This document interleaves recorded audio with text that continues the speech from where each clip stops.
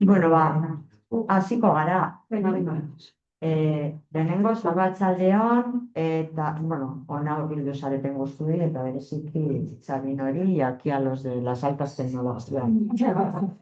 Hori dela eta aurkezpena Arantzak egin behar zuen, pero bueno, pues me ha cedido amablemente este espacio. Entonces, nik egia esan da, San Fermín 78 niretzat ere oso gertua da, porque kasualitatez plaza nintzen. Hau guztia gertatu zenean, orduan, zuzeneko lekukoa banaiz. Baina, bueno, hemen zaudeten guztiok eta gauden guztiok, Sabinoren ibilbidea, bueno, soberan ezagutzen dugu, baina egingo dugu, ya, ¿no? Un poquito curriculum osoa es porque la Rusia izango da, baina, bueno, bere aktivismoaren ingurukoa egingo dut, eta 80ko hamarkadan, elekain, zuekin, askorekin batera, zutik eta batzarren izan zen. Gero ere, Komite Internacionalista zen ere ibilitakoa, eta horren, bai, eta lab sindikatuan. Gero 2001an, jubilatu eta gero, pues, como se aburría, pues, orduan, Espainiako Kongresurako diputatu aukeratu izan zen, Amaiurren zerrendetatik, eta Madriden eman zituen, zenbat urte? Lau urte, bai, kampeon. Handik jazen gogoekin geratu errepikatzeko, eta orduan, bueno, bueltatu zen Iruñara, eta jodapago sartu zen, zen, modu, tinkoago edo gogorrago batean, ez da? Eta hor sortu zuten San Fermín 78 gogoan, eta CEACUan, la Coordinadora Estatal de Apoyo a la Querella Argentina, hor guzti handikona, horretan darrai. 2019an, Nos importe matar San Fermín 78 crimen de Estado liburua idatzi zuen. Liburua San Ferminetako peinek idatzitako txostenean dokumentu desklasifikatuetan eta hainbat esparruetatik egindako monografikoetan oinarritutako testu. Eta hor egiten digu kokapen oso bat, hori batzutik nola, deskribatzen digun, egoera nolako izan zen San Fermín 78ko suceso hori guztia.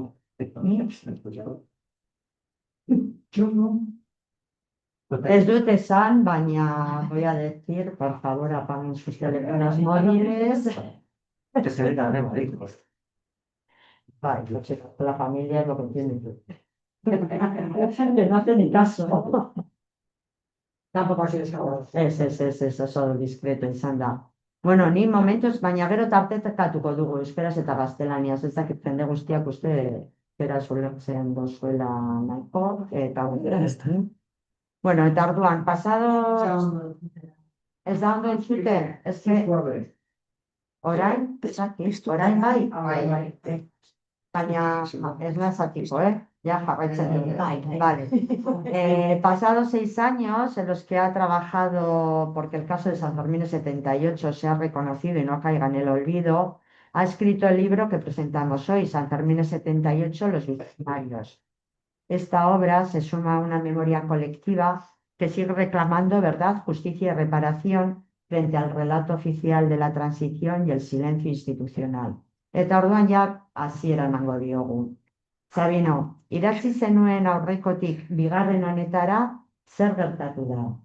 Ikerketa eta ezagutza berriak suertatu dira, edo zein izan da liburu honen zergatia eta helburua.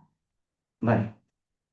Bueno, hitz egiten hasi baino lehenago, nabiziren digitalain eskerrak egoan zanari, ezten polit hau egiteagatik, egipo teknikari, egita, arrebari, etortzagatik, eta, bueno, gainerako guztioi, liburu honen aurkezpenera etortzagatik.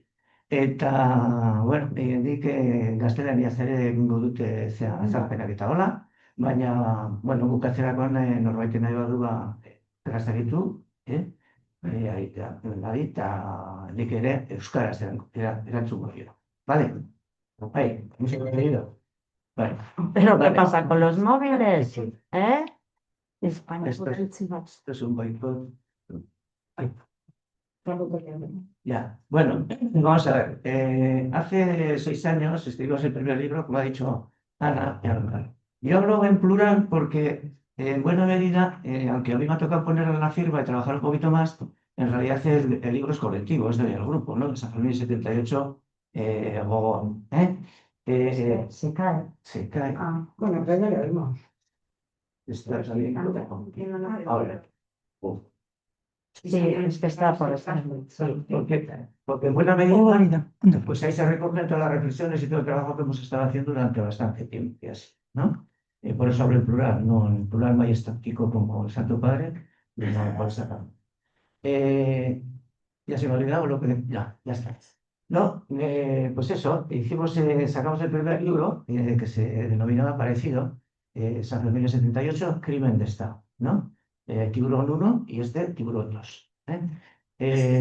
Claro, en aquel sobre todo lo que se contaba era qué es lo que pasó durante aquellos Sanfermines, aportando pues todo el tipo de información que habíamos recogido allí, informes de peñas, trabajos de investigadores particulares, etcétera, etcétera, ¿no? Investigación que habíamos hecho nosotros, entrevistas y tal, ¿no? Y el objetivo era eso, contar lo que fue, nosotros le llamamos una agresión policial criminal de carácter indiscriminado contra la población de Iruña. Ahí se contaba todo eso, pero después de contar todo eso en el libro, claro, veíamos que había en alguna medida un agujero, ¿no? Que cada vez tenía además más importancia.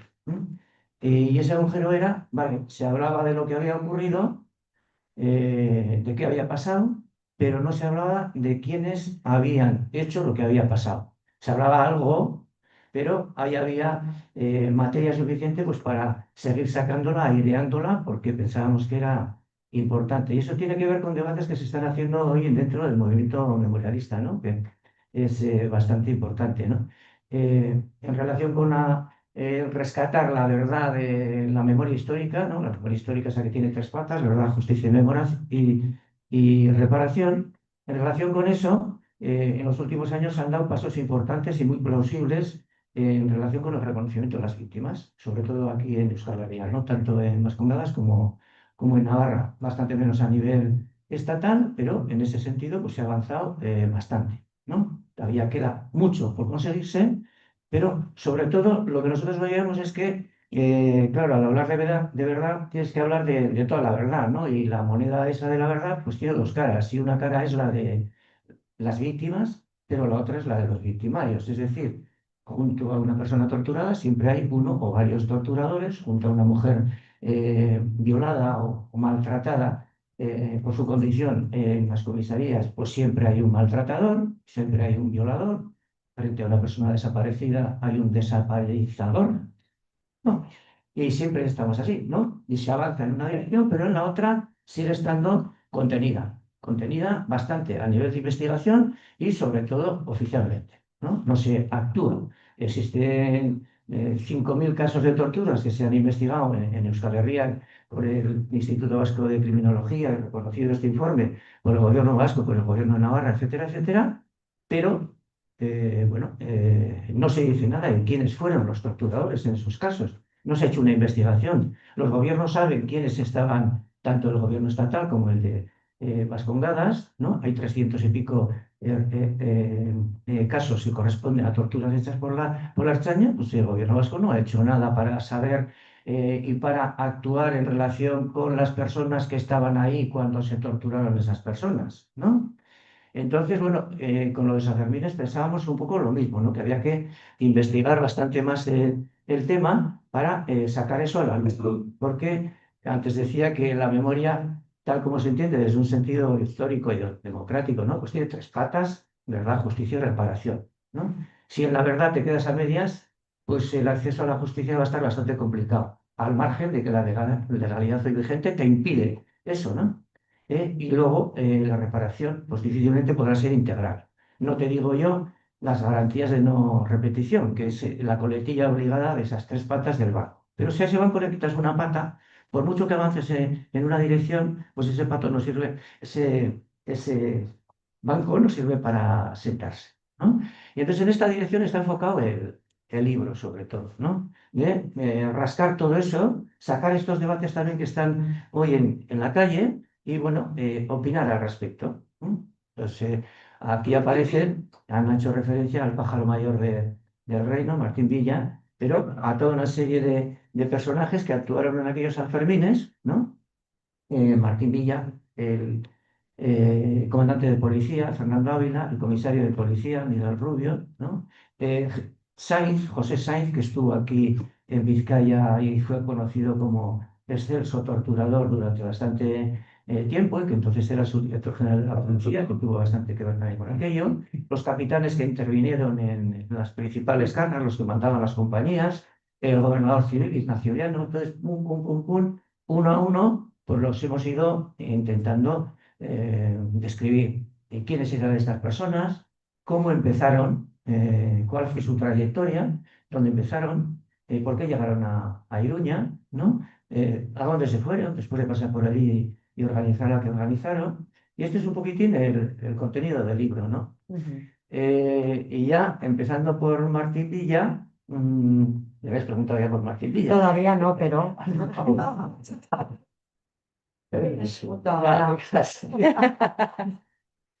Vale, como ha dicho Sabino, ¿no? Pues ha habido muchas investigaciones que han abordado todo este caso, todo este suceso, ¿no?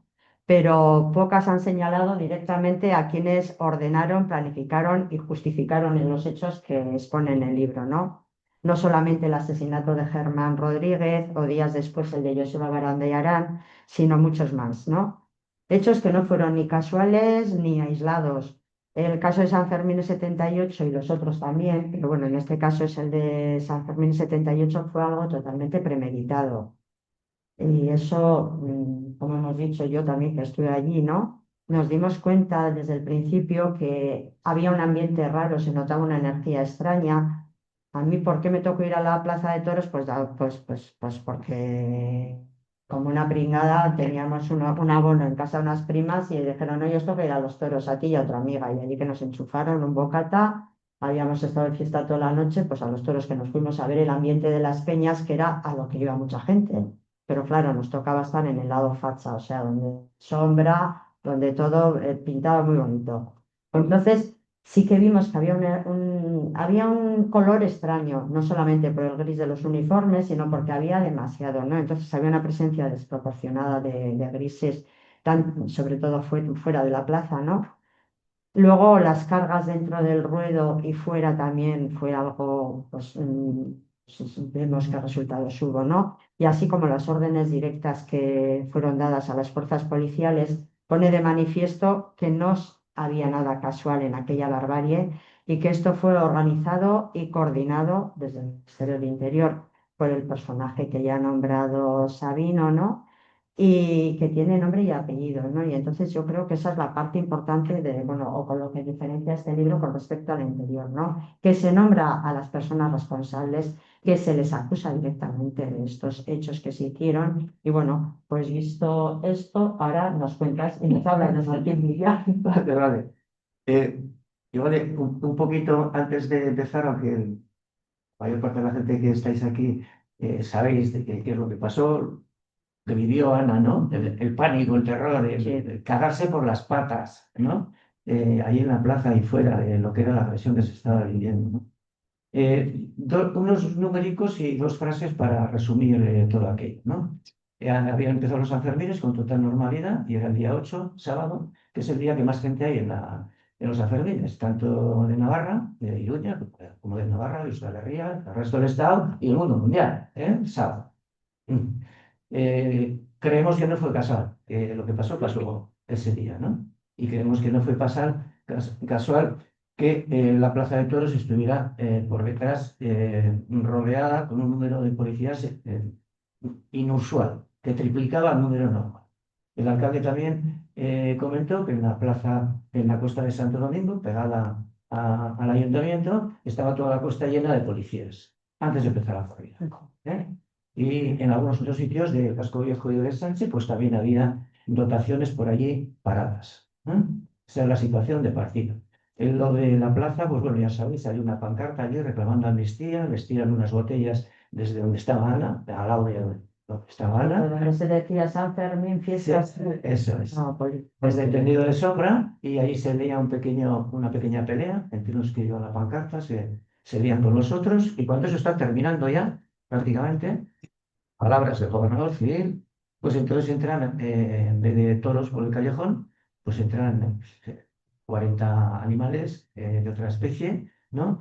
Desde el primer momento a porrazos y a pelotazos con la gente que ya estaba bajando al ruedo para hacer la salida de los toros, ¿no? Se lía allí en la plaza, la gente obligatoriamente estira almohadillas, restos de merienda, botellines también, ¿no? Y desde los primeros momentos ellos empiezan a pelotazo limpio indiscriminadamente, sobre todo para los tendidos de sol y la gente que está en el ruedo, no para donde estaba Ana, ¿eh? A pelotazos, después botes de humo, botes lacrimógenos contra los tendidos, aquello se está poniendo muy asfixiante, ¿no? Y disparos de fuego real. En la comisaría son atendidas 50 y tantas personas, más no entran en la comisaría, en la enfermería, sí. En la enfermería de la plaza son atendidas 50 y tantas personas, más no entran, están, ¿sí? Entre ellas tres heridas de bala, personas con fracturas, con moratones, con un ojo vuelto al aire, etcétera, etcétera. Muchos más no pueden entrar. La gente vive espantada y a la salida más de lo mismo, mucho más de lo mismo, ¿no? La gente también, obligatoriamente, ¿no? Que es lo que había que hacer, hace barricadas para impedir los movimientos de la policía, se enfrenta a ella, cruza coches, etcétera, etcétera, ¿no? Y aquello se convierte en una batalla campal en la que sí, batalla campal, pero en la que las fuerzas son muy desiguales. Es decir, algunos lo que tienen son las manos y lo más piedras, ¿no? Pero los otros tienen las manos, tienen las porras, ¿no? Tienen las pelotas, tienen el gas, tienen eh, las pistolas y los subfusiles, ¿no? Entonces aquello bueno, es una pelea muy fuerte, ¿no? Y como consecuencia de ella, ¿no? Bueno, Germán Rodríguez a las 10 de la noche en la Avenida Concesual, pues es asesinado por la policía, ¿no? Esos son un poco los hechos. Al cabo de 2 días, en una manifestación de solidaridad, muere la segunda persona, Joseba Barandiarán, en Donosti, ¿no? En una manifestación que se dirigía al cuartel de Aldapeta, ¿no? Que estaba en Aldapeta. Esos son un poco los hechos, pero dar números también es interesante para darse cuenta de lo que fue aquella agresión, ¿no? Yo hablo únicamente de 53 personas atendidas en la plaza de toros, 300 fueron aproximadamente atendidas en hospitales y muchas de ellas no fueron atendidas porque no se podía dar abasto con la gente y hubo de todo, ¿no? Pues heridas de bala, fracturas, asfixias, etcétera, etcétera. Unas 300 personas atendidas en centros hospitalarios. Según los datos de la propia policía, un informe oficial, esa noche se dispararon 4.000 pelotas de goma, 1.000 y pico botes de lacrimógenos, otros tantos de gas y 150 disparos de fuego real aproximadamente. Esta última cifra, como mínimo, fue muy rebajada por parte de la policía y para mostrar eso, pues un ejemplo. En el sitio donde asesinaron a Germán, allí mismo, se descubrieron al día siguiente más de 30 impactos de bala, sacaron los casquillos de coches, de árboles, de comercios, etcétera, etcétera. Sacaron más de 30 impactos de bala a una altura que estaban entre los 0,90 metros y los 2,30. Es decir, evidentemente se disparó mucho, se dispararon ráfagas, ¿no? Y se disparó a matar. Digo ráfagas porque algunos impactos estaban seguidos, ¿eh? Eso en el informe oficial no se reconocía, porque se decía que en ese sitio en toda la noche no se disparó ningún tiro y que a la hora en la que asesinaron a Germán no había allí ningún policía. ¿Mm? Entonces, imaginaros ya el tamaño de la agresión policial por ello reconocido y la realidad de lo que pudo ser. ¿Eh? Aquello fue bueno, la guerra. La guerra, pero en la que, como la de Palestina, que dicen que es una guerra, ¿no? No, 1.000 policías había en Iruña esa noche a las 12 de la noche. Bueno, las tres compañías de allí que estaban normalmente, más una que vino de Logroño, que fue la que la lió más en la Plaza de Toros, más 3 que vinieron de Zaragoza, 1000 policías actuando en la calle. Y con todo eso, Martín Villa, el día 14, tuvo la... No puedes entrar ya, es tarde. Esto es como en la ópera. Una vez que ha empezado no se puede entrar. Con eso, pues tuvo dio una explicación de todo lo que hubo ocurrido, expresamente afirmando que lo nuestro son errores, lo de ellos son crímenes. Lo de Sanfermines había sido un error policial, de ahí no se habían entendido las órdenes que se habían dado y ahí se había liado, ¿no? Esa es la versión de... Y luego la otra frase que explica bastante qué es lo que allí pasó, pues es la que comentaba. Al día siguiente, el día 9, desde la emisora policial, se da una orden a todas las unidades de policía que están operando todavía a la mañana pues, por todo Iruña, y la orden que se transmite y que se graba es disparar con todas vuestras energías lo más fuerte que podáis, no os importe matar. Eso el día 9. Eso el día 9, que ya es fuerte de por sí lo que se dice, ¿no? Todavía es más fuerte si se tiene en cuenta que el día anterior ha habido un muerto.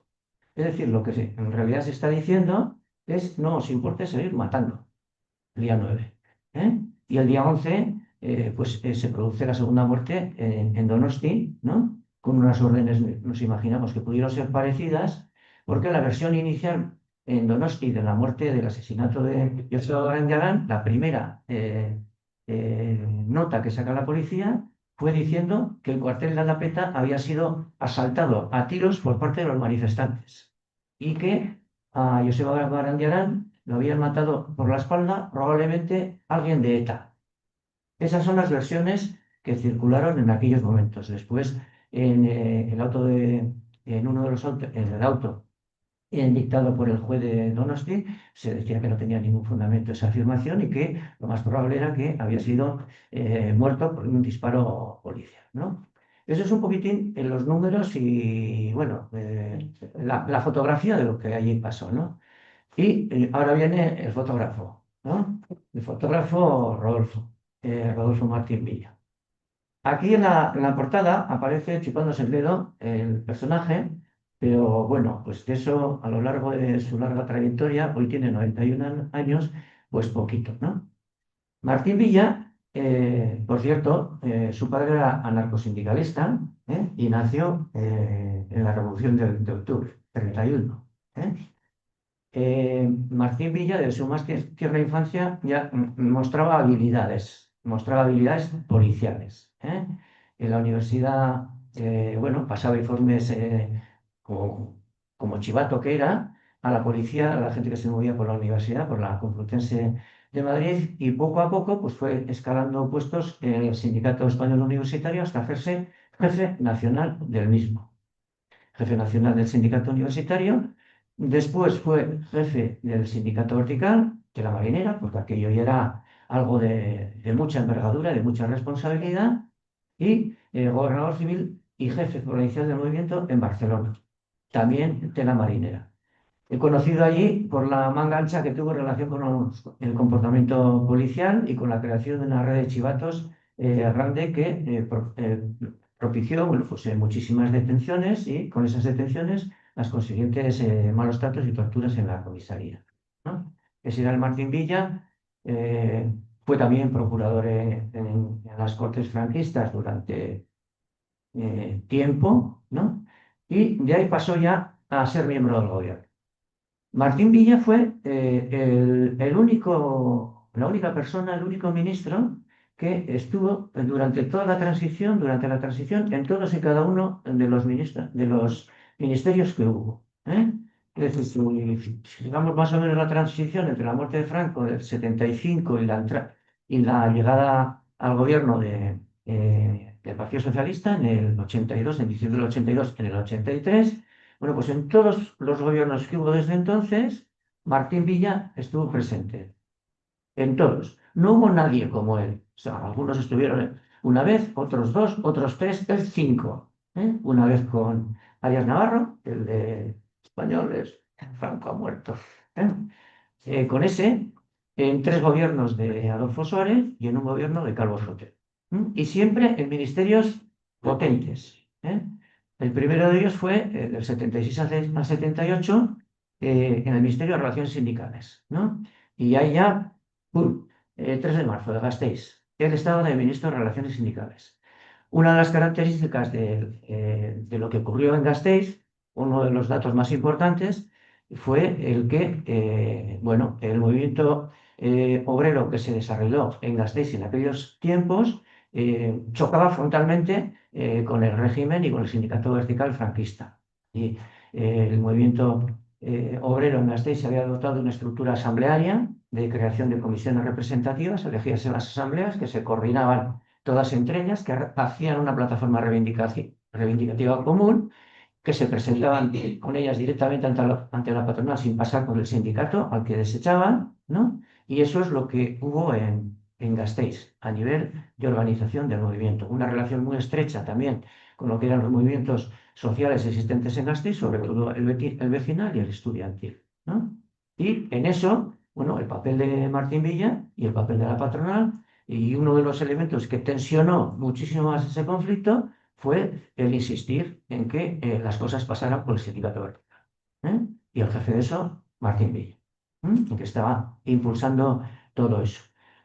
Los resultados del 3 de marzo, pues ya los conocéis: 5 asesinados así ese mismo día, 2 más en manifestaciones de solidaridad. Y respecto a lo que pasó, unos años después, en una entrevista que le hizo la Victoria Prego a Martín Villa hablando de la transición, él expresamente vino a decir que, claro, lo de Gasteiz, que fue bastante lamentable, ¿no? Penoso, pero que en cualquier caso de aquello salió una experiencia, un aspecto positivo, que tuvo una parte positiva. Y esa parte positiva fue que la gente se dio cuenta, ¿no?, de las consecuencias que podía traer el seguir funcionando de la manera que funcionó. Es decir, aviso a navegantes: si hay otra como esta, haré lo mismo, ¿no? Y algo, en parte, de eso estuvo funcionando también por debajo de los Sanfermines del 78, ¿no? Porque en poco tiempo, los últimos años de los 60 y los 70, Navarra había pasado de ser lo que se decía desde el franquismo, ¿no?, una provincia leal, a ser un territorio rebelde, rebelde, muy rebelde. Socialmente, las huelgas generales de Navarra desde el 73, bueno, fueron una detrás de otra: Potasas, etcétera. Bueno, 2 de Potasas, la de esta. Y había un movimiento obrero muy potente y un movimiento social que se iba creando también muy fuerte, muy antifranquista a la vez, ¿no?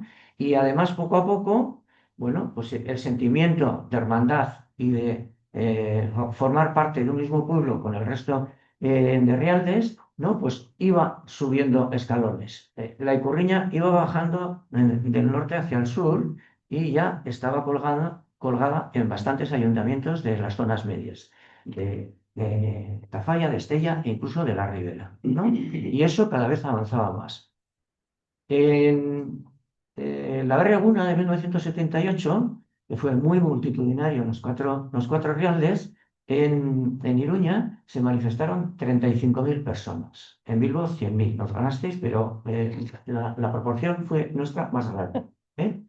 35.000 personas detrás de una pancarta en la que se reivindicaba 2 cosas: autodeterminación y un estatuto de autonomía conjunto. Eso, marzo del 78. Diciembre del 78, a la Constitución. ¿Y la Constitución qué dice? Autodeterminación por aquí y estatuto de conjunto de los 4 herrialdes por aquí. San Fermín está justo en medio, justo en medio. Entonces, nosotros entendemos que ese golpe que se dio en los Sanfermines tenía que ver bastante con eso, ¿eh? Bastante con eso. Luego hay una frase del comandante Ávila en relación con eso, que ya hablaremos de eso si me preguntas algo de eso. Que bueno, que va a ello, ¿no?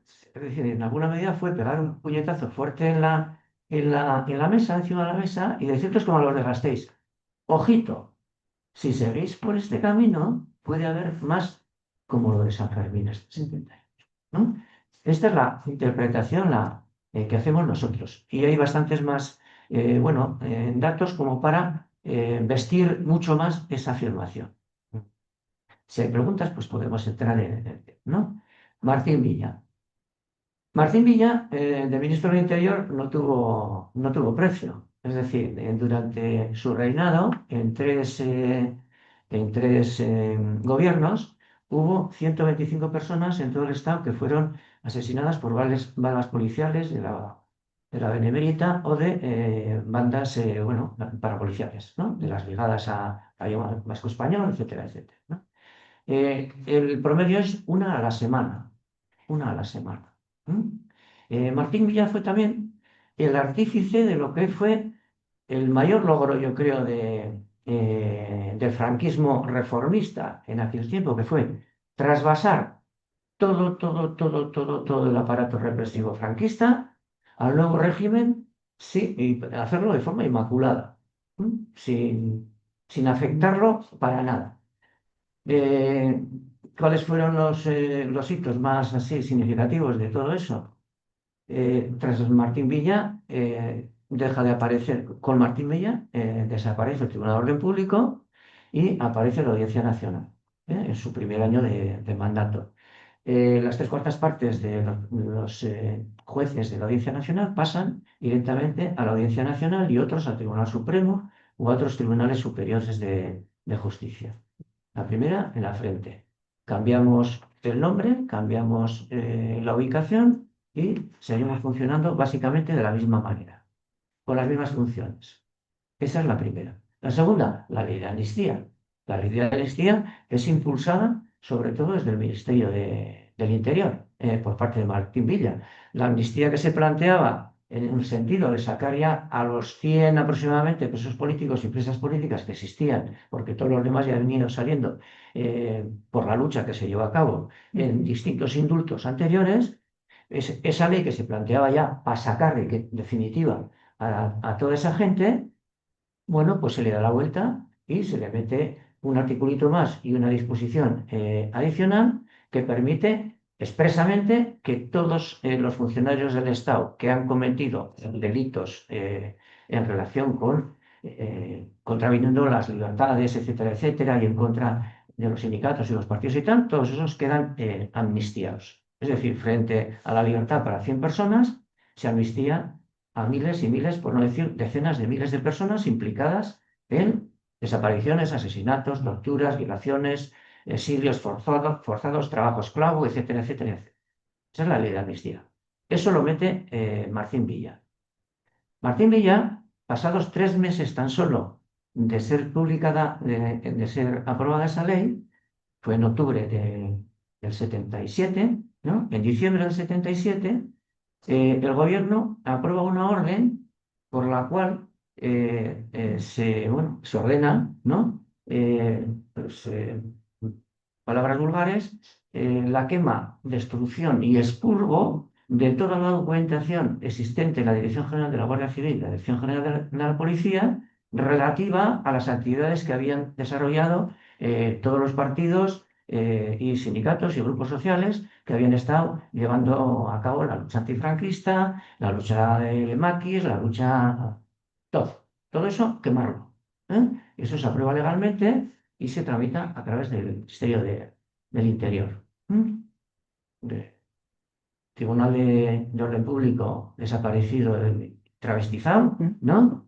Ley de amnistía, destrucción masiva de documentación que estaban en los archivos policiales, y después viene la primera ley antiterrorista, ¿no? Que sería la que abriría un poco el camino a lo que ha sido pues, una sucesión de leyes antiterroristas o de modificaciones de estas, hasta terminar un poco en lo que fue la doctrina Garzón, ¿no? De todo ese año. ¿No? Ya casi ya no hace falta ni leyes, es igual, con las interpretaciones que se hicieron desde los tribunales, bastaba y sobraba. Eso lo hace también Martín Villa. Se amplía el plazo de detención incomunicada a 10 días y se autoriza también, luego se modificaría, se cambiaría, no se admitiría eso, pero la entrada al domicilio sin orden judicial. Y por ahí, lucha antiterrorista que te crió. Y la última fue pues del periplo este del ministro del Interior, pues la ley de policía. La ley de policía también implicó pues, unos cambios profundísimos en la estructura de la policial, ¿no? O sea, de ser policía, de llamarse policía armada, o sea, llamarse policía nacional, y de vestir de gris, pues pasaron a vestir de marrón. Y dejaron de ser grises y se convirtieron en marrones. Funciones, estructura, prácticamente la misma.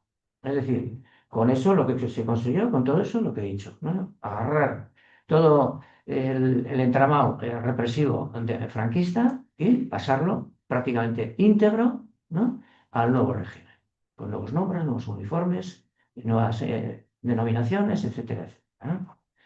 ¿Y cuál es la última etapa de don Rodolfo? Sí, entre paréntesis, en la transición está, a mí me hace gracia. Hubo tres olfos que fueron muy determinantes, que tuvieron un papel muy grande, ¿no? El primero fue Olfo Adolfo Suárez, el segundo fue Olfo Rodolfo de Martín Villa y el tercer Olfo fue el Golfo, el rey, ¿no? Fíjate que es una terminación de un nombre difícil, pues con función extra y ahí se amontonaron tres. Entonces, cuando llegó al gobierno el Partido Socialista, Martín Villa dijo, joder, vamos a ver si buscamos algún otro sitio desde el que servir a la patria, ¿no? Y se dejó ya el PP en el que estaba, por ahí. ¿Eh? Y oye, pues desde los consejos de administración se puede hacer también bastante currito, ¿no? Martín Villa ha estado a lo largo de toda su vida en 45 consejos de administración de grandes empresas y ha ostentado 95 cargos directivos en estas y en algunas otras. ¿Eh? Entre las grandes empresas, pues está Endesa, Cepsa, Técnicas Reunidas, está Caja Madrid, que ya no existe, Sogecable, o sea, le pegaba todo. ¿Eh? Ahí anduvo. No solo eso, sino que, bueno, reconociendo sus habilidades empresariales, pues, y de gestión, cuando don Mariano, ¿no? Al que tuve la feliz suerte de conocerle allí en el Congreso, se tropezó cuando era ministro, con el escándalo del Prestige, Prestige, ¿no? Sí. Las palabras me vuelan, del Prestige, y pues le nombraron a él de comisario para investigar todo aquello. Tuvo la jeta incluso de Martín Villa de decir que no tenía idea que no conocía esa problemática, pero que no importa, que ya aprendería, ¿no? Para adelante. O sea, sacó pecho y tira.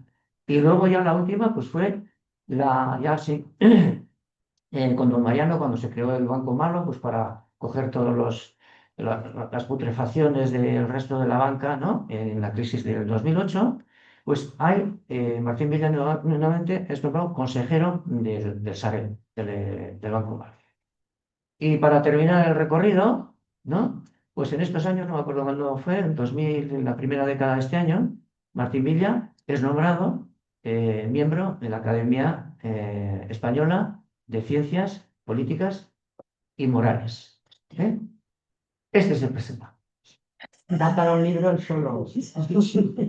Un libro bien solo, ¿no?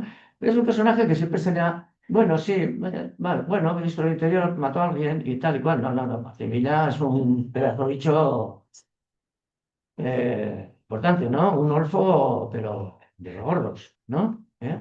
Y no hubo... Le pegó a todos los palos, y de todo salió bien, con el bolsillo caliente, con todo caliente, y ahí sigue. O sea, dando cara el tío.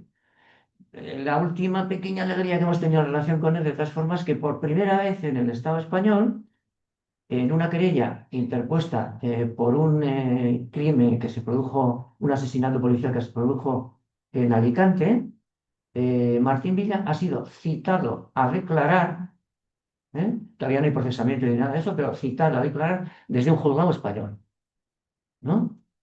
Eso solo había pasado con la querella argentina. Y eso, ahora en octubre, creo que es el veintitantos, pues va a hacer una declaración ante el mismo. Rezaremos y oraremos fervientemente todas las oraciones que aprendimos de pequeñitos para que don Rodolfo se viva un susto. Bueno, pues esto es de esta biografía extensa que nos ha hecho de Martín Villa. Está claro que hubo otros responsables también políticos o funcionarios ejecuteros de todos estos planes pasados, este plan trazado en el caso de los sucesos de San Fermín en 78. Ya hablamos de ellos, el comandante Ávila y vamos, el Rubio, porque aparecen en el libro, aparecen bastantes más, pero bueno, tampoco, porque si no, no se van a comprar el libro, entonces vamos a dar 3 detalles y el resto ya que se lo lean. Después de todo lo devolvemos. Claro, por eso. Entonces, nada, que de... No, que la pasta no la suelta. Bueno, vamos a ver. Estos dos pájaros, pues fueron pieza clave, ¿no? Pieza clave en lo que fue la operación.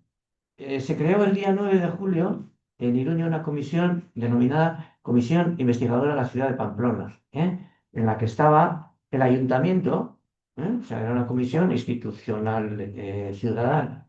Estaba el ayuntamiento, estaban todos los partidos demócratas, nacionalistas y de izquierda y de extrema izquierda, todos los sindicatos, asociacionismo vecinal, movimiento, grupo feminista, grupos juveniles, etcétera, ¿no? Y esta comisión sacó al de pocos días, creo que fue para el día 11, sacó ya un comunicado un poco extenso en el que afirmaba 3 cosas, las 3 muy importantes. Uno, lo que ocurrió en Iruña no fue un acto casual, sino que fue premeditado. Bueno, cosa muy importante a la vista de lo que os he contado un poquitín antes, ¿no?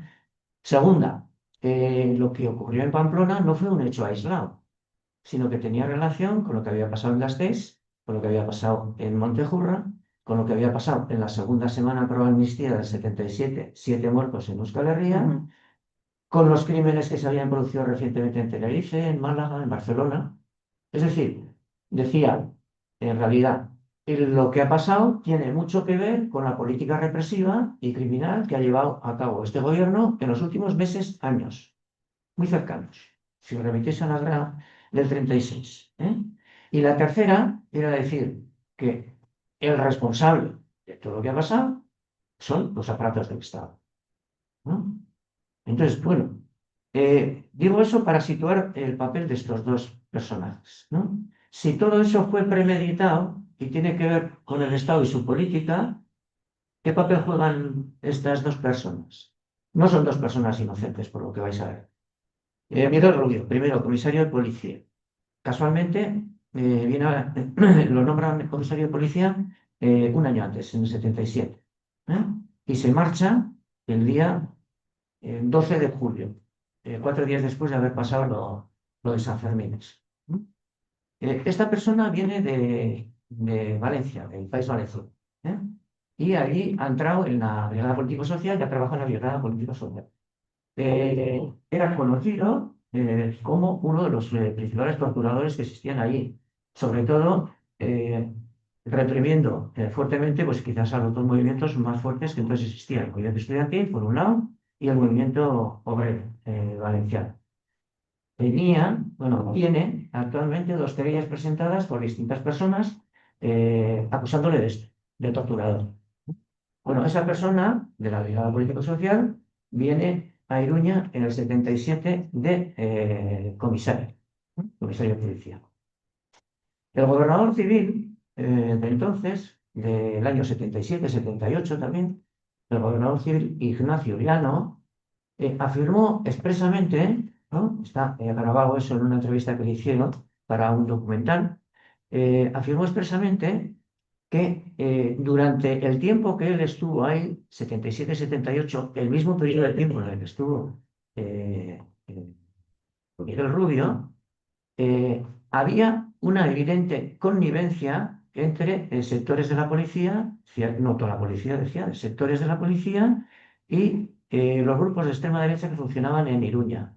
En aquel periodo pequeñito de tiempo, los grupos actuaron muy fuertemente. Le pusieron una bomba en la sede del PC, asaltaron rompieron y destrozaron una librería, salían de vez en cuando armados de cadenas y palos al casco viejo por los sitios por los que andaba la vasca a hacer sus rafias, etcétera, etcétera, ¿no? Y el gobernador dice, existía una convivencia entre la policía y esa gente, ¿no? Este viene de comisario a Iruña y el día 8 es el que da la orden de entrar en la plaza, ¿eh? A la policía, a varias decenas de policías, da la orden de entrar, según su versión posterior, a separar a los que se estaban pegando allí en un tendido en Casa Cristo. Casualmente, para separar a 7, 8 que se estaban pegando en un tendido allí en Casa Cristo, la policía entra por el callejón y empieza disparando sobre todas las peñas, al otro lado. Él está encabezando eso. Las fotografías se le ve perfectamente que encabeza eso y hay testimonios de algunos policías en los sumarios que se abrieron que hacen referencia a cómo él les estaba empujando. Venga, para adelante, venga, adelante.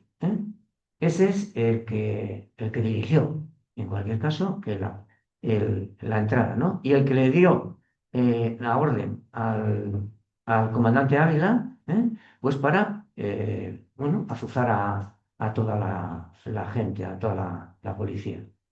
El comisario Rubio ya ha dicho que desapareció de Iruña, se marchó de Iruña el día 11-12, creo que el 12. Es curioso que estuviera entonces en Iruña porque él había pedido el traslado con anterioridad a la comisaría de Siribella en Valencia y se lo habían concedido el mes de junio. Entonces, a pesar de haberle concedido ese traslado, estaba en Iruña un mes después. Mucho más raro todavía es saber que la comisaría esa de policía no existía. No existía. La de Valencia. La de Valencia. La comisaría a la que le había pedido el traslado y la comisaría al cual se había concedido el traslado no existía. Es más, hasta el año 2004 no se creó. Entonces, Martín Villa era una especie como de, lo vais a ver por la información siguiente, era una especie de medio volante que anda por el centro del campo, un poquitín trabajando en todos los terrenos del Ministerio del Interior y haciendo sus cosas. ¿Por qué digo esto? Mirad, en principio a él le dan el traslado para llevar a Siribella, ¿no? Pues si no hay cuartel, si no hay comisaría, pues sí, lo lógico era que se hubiera quedado allí en el País Valenciano. Pues no, no se queda allí. 2 meses después del 8 de julio es la diada, el 13 de noviembre, ¿no? El 11 de septiembre. El 11 de septiembre. Sí. El 11 de septiembre. No sabéis lo que me cuesta a mí memorizar todas estas cosas. Por eso se acaba tan mal las notas en derecho. Bueno, el 11 de septiembre, 2 meses después, es la diada, es muy multitudinaria, acaban de ser legalizados los partidos, ya se pueden hacer manis y tal y cual. Y la policía de allí le tenía muchas ganas a uno de los grupos políticos que estaba funcionando, sobre todo en Barcelona, porque era muy activista, muy de calle, muy bronquero, ¿no? Que era el PCI, Partido Comunista Internacionalista. Este partido tenía dos características: el Partido Comunista y era un partido independentista, allí en Cataluña. Le tenían muchas ganas. Y en la diada esa, pues se montó una operación especial dirigida a esa gente, en la que se utilizó también munición real y en la que un chaval de 16 años muere de un tiro por la espalda. Al día siguiente, la policía se presenta ante los familiares y organizadores del acto que iba a ser pues, el entierro y todas esas cosas, ¿no? Y a la familia advirtiéndoles. Cambiar la hora del acto y no se os ocurra hacer ninguna convocatoria, ningún llamamiento a la gente a que aparezca por ahí, ¿no? Porque de hacerlo os vamos a hacer responsables a vosotros de lo que ocurra. ¿Quién es esa persona que hace así con el dedo? Miguel Rubio. En principio está trasladado en Valencia, ¿no? Ese es. Y después de eso, pues la pista, no hemos sido muy buenos investigadores, porque no tenemos muchas habilidades, ¿no? Desaparece de esa persona, ya no se sabe dónde está. Cuando se inaugura la sede de Siribella en el 2004, él ya no está, probablemente se haya jubilado también, pero es un personaje que desaparece de escena. Ese es el otro grande. Se me ha olvidado una cosa del comandante Ávila, el anterior, ¿eh? Que os la cuento.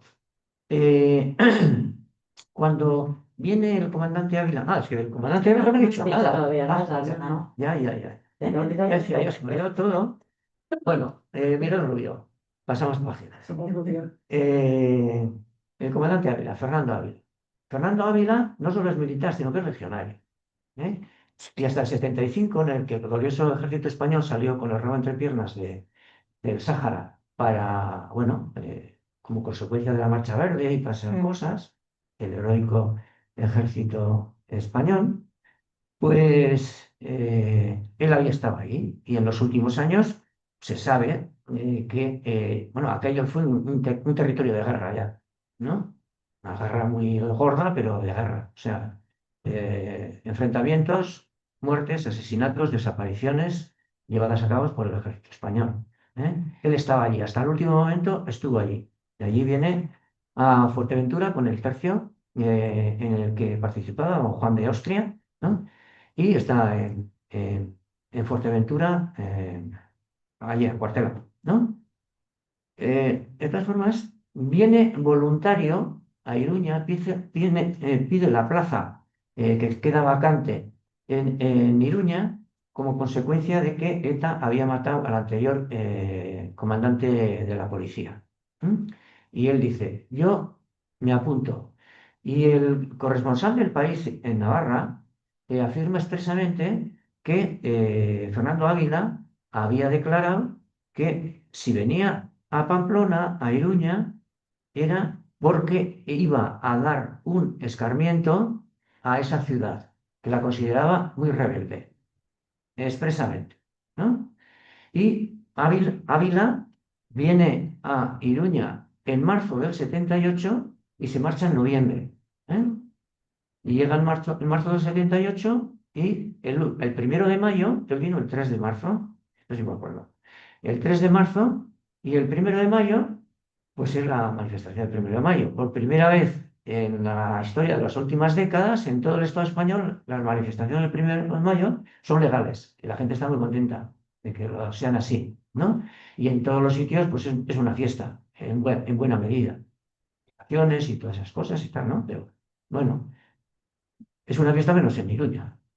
En Iruña también es una manifestación convocada unitariamente por todas las centrales existentes, 15.000 personas en la Plaza del Castillo, y la policía se mete una carga que ni te cuento, ¿no? Lo mismo.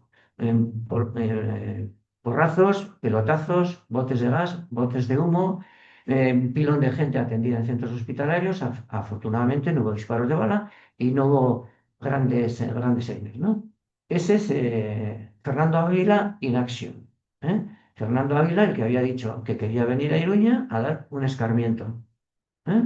Porque esa ciudad era muy rebelde. Y esa es la primera. Llega el marzo y el mayo es. Y en julio, 2 meses después, pues es la persona a la que testigo el gobernador civil se le ve vestido de paisano también en la plaza, cuando carga el resto de la policía. Está ahí abajo de paisano y con una pistola en la mano. ¿Mm?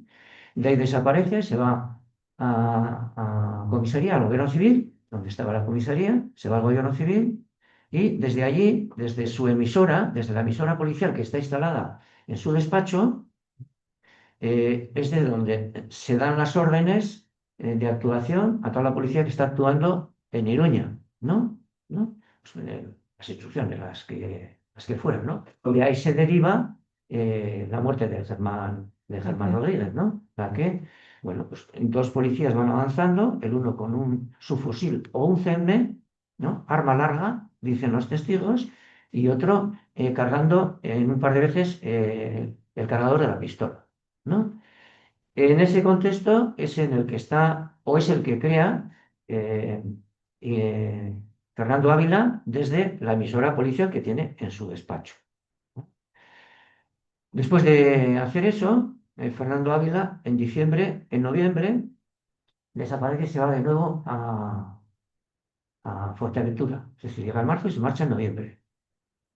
Beni, Vidi, Pici. La lío parda y se fue de nuevo con la cabra a la dirección, ¿no?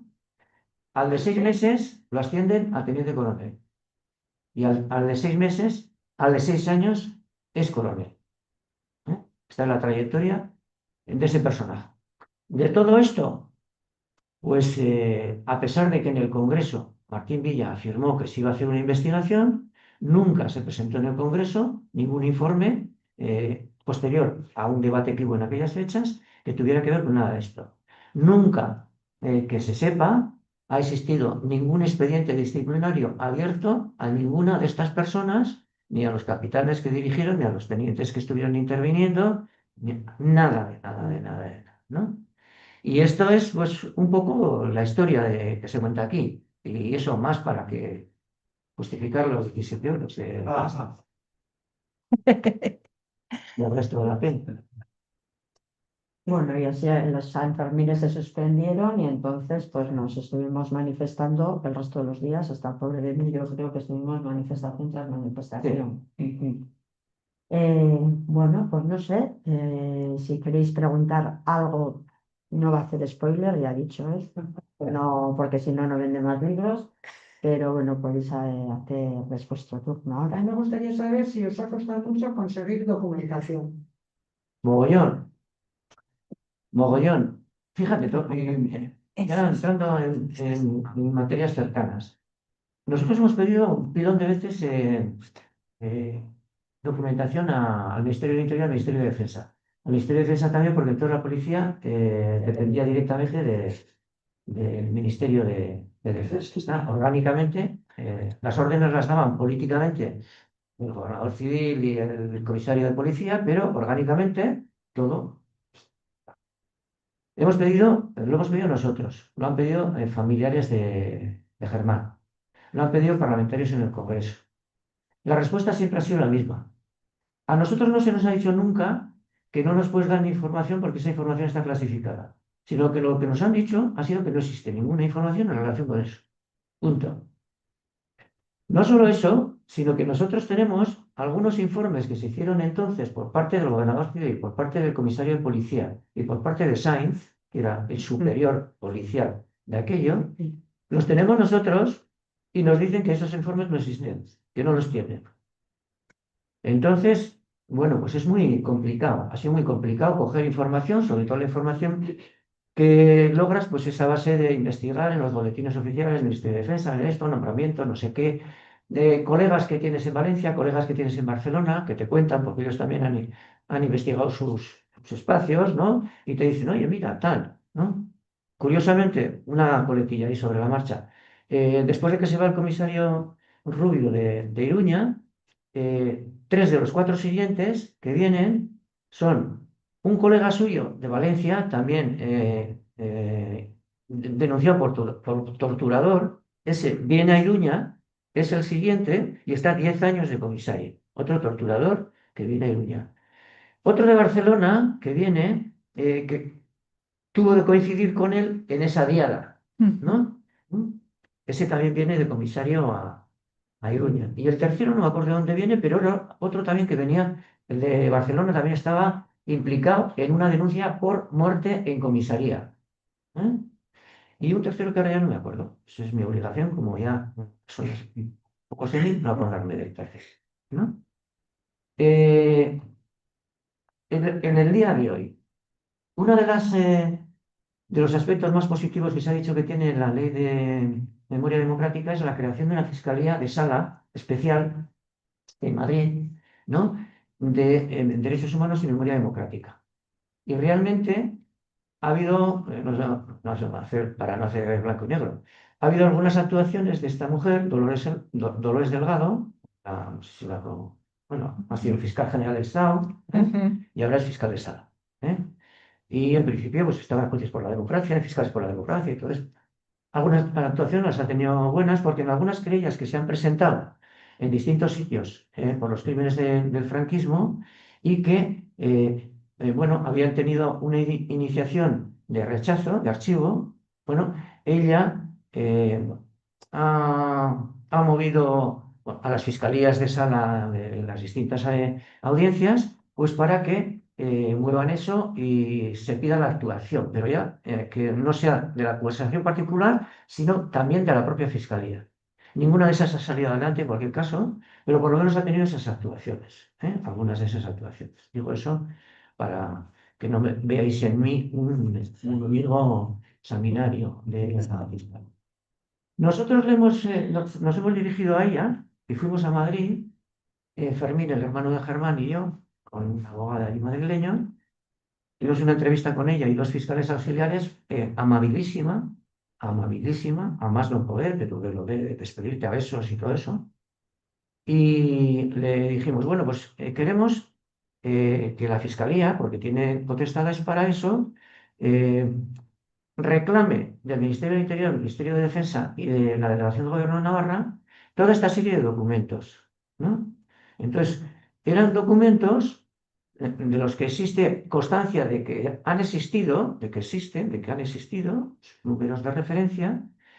Otros tienen que ver con informes de obligada redacción que tenían que realizar en aquellos años el comisario de Iruña, Miguel Rubio, mandándosele a José Sainz, que era su superior regional, que él estaba en Bilbao. Informes que tenía que mandar José Sainz al Ministerio de Interior, también periódicos, haciendo referencia a la actuación que había aquí. Bueno, unas cuantas, 13 documentos concretos, de esta fecha, de esta fecha, de esta fecha, por esto, por esto, por esto.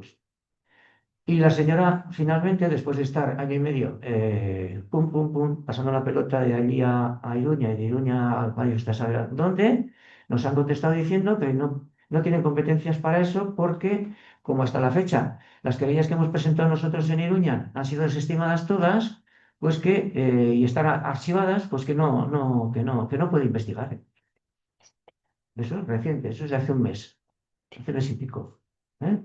Digo nosotros, hombre, pero ¿eso qué quiere decir? Que, por ejemplo, el GAL no se puede investigar, a pesar de que haya habido sentencias, que el 23F no se puede investigar, a pesar de que haya habido ya sentencias en relación con ese tema. La Fiscalía no va a moverse nada en relación con ese tema, con el caso de Miquel Zabalza, que también hay sentencias.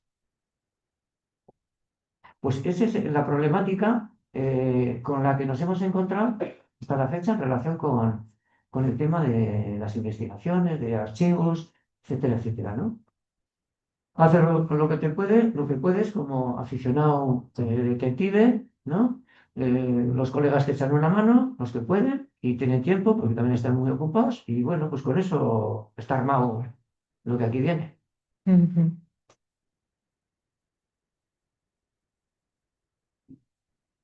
Galdera edo komentario gehiago.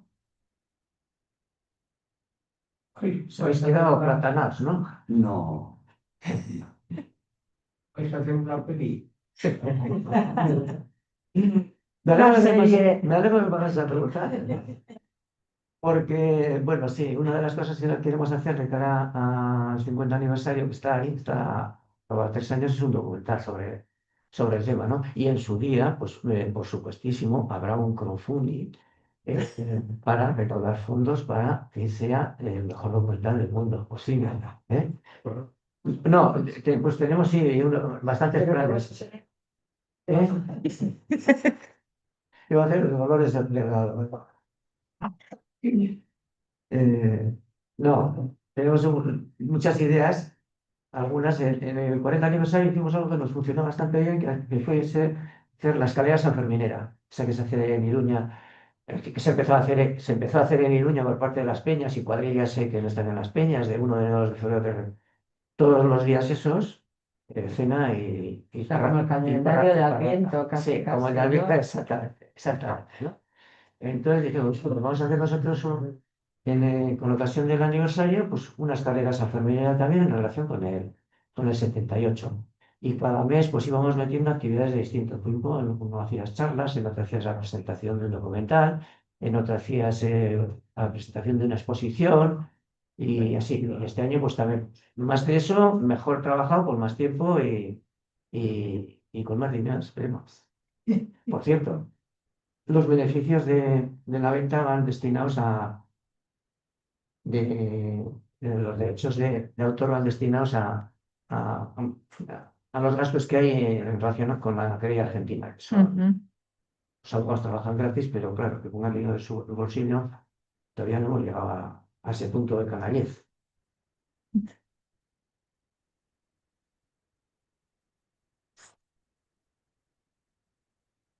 Bueno, decirte, ¿Basta con eso, Pedro? ¿O tengo más detalles?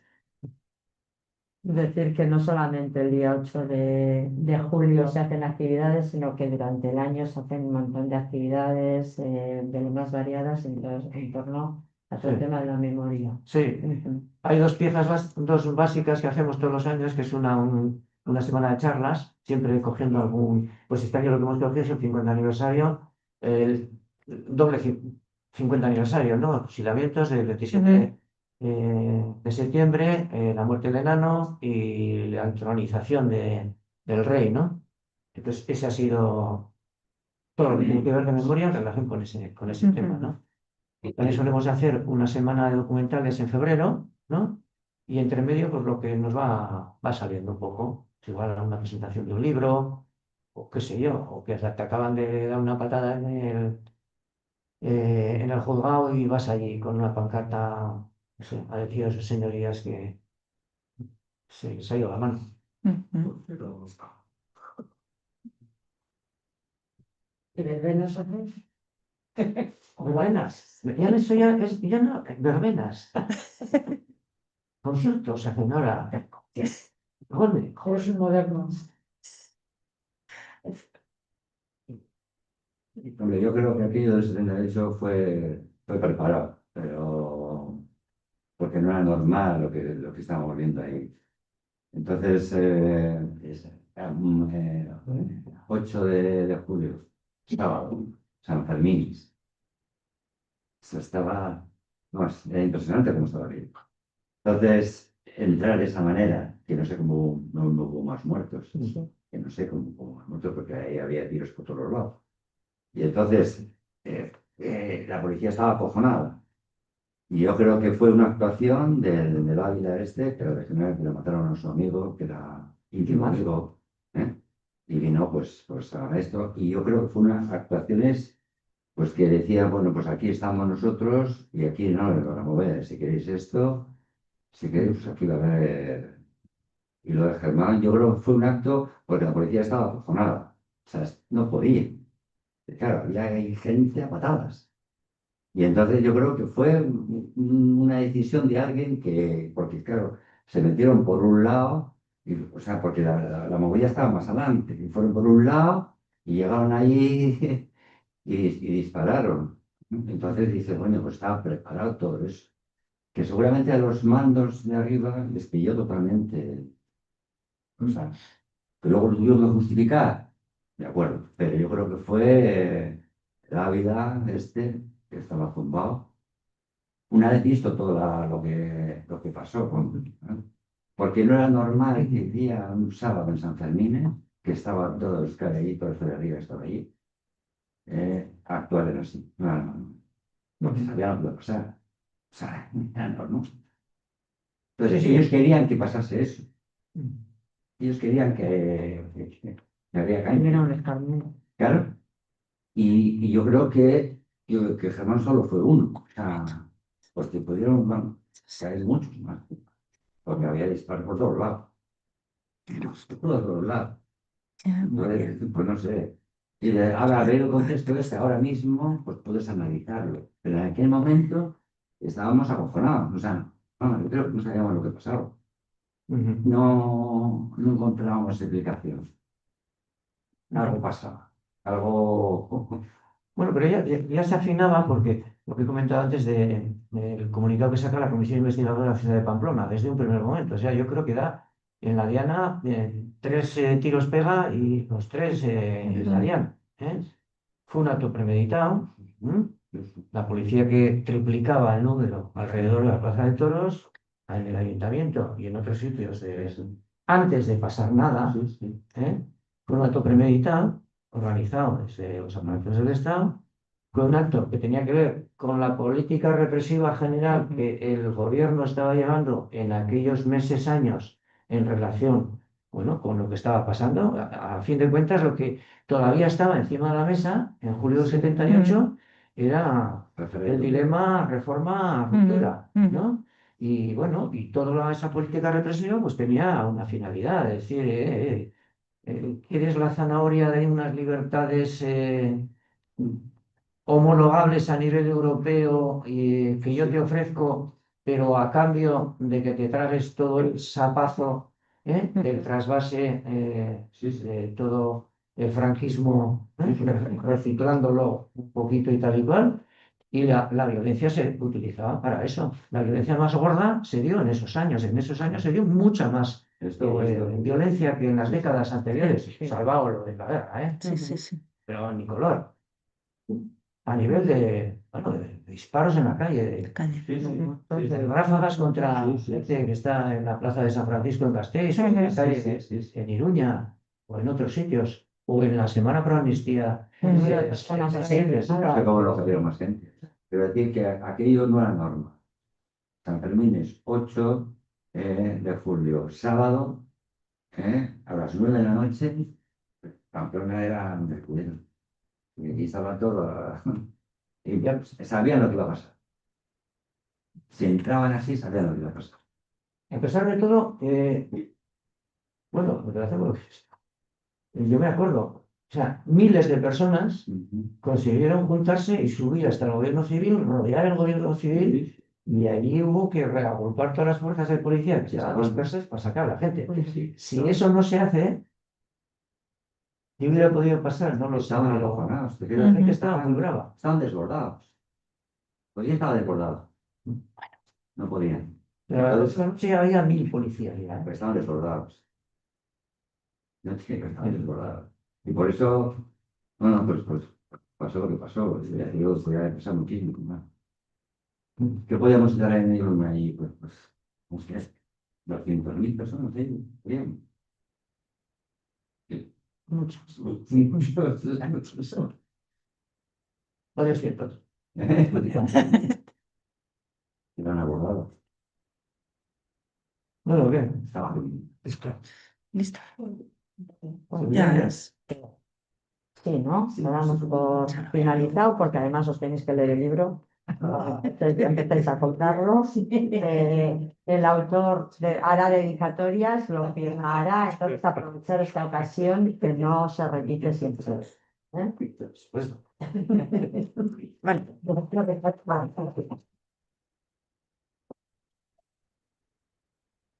muy bien.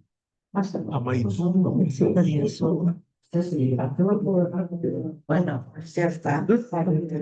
Zer, ikasi duzu? Ia horrengorako, claro,